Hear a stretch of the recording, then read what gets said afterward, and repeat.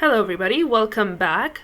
So now we're going to talk about the 3 different types of letters that you can get in your Task 1 General.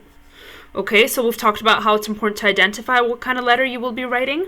So this is how you would do it, okay? So there are 3 different types. The first one is formal. Okay, it's a formal type of letter.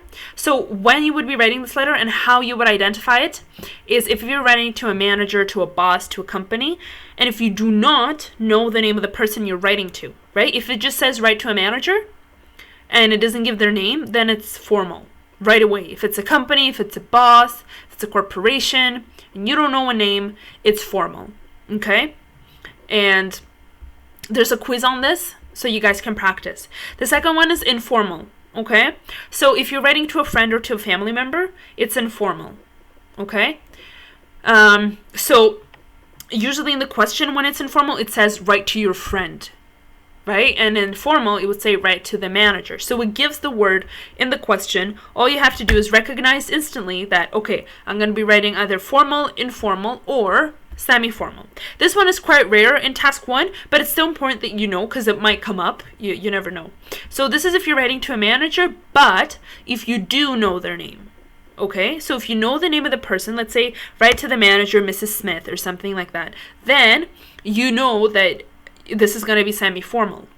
Okay? And the only difference between these 3 formats is the language that you use, right? So let's say you're writing to a friend. You would be able to ask, how are you feeling? You could write this in your letter. If you're writing to your boss, you would never be able to write that. You would say, I hope all is well.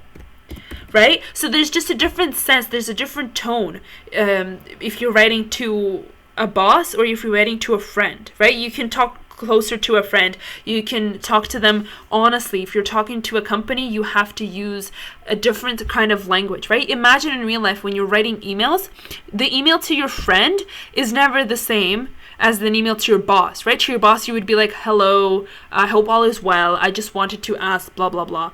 To your friend, you could be like, hey, where are we going tonight, right?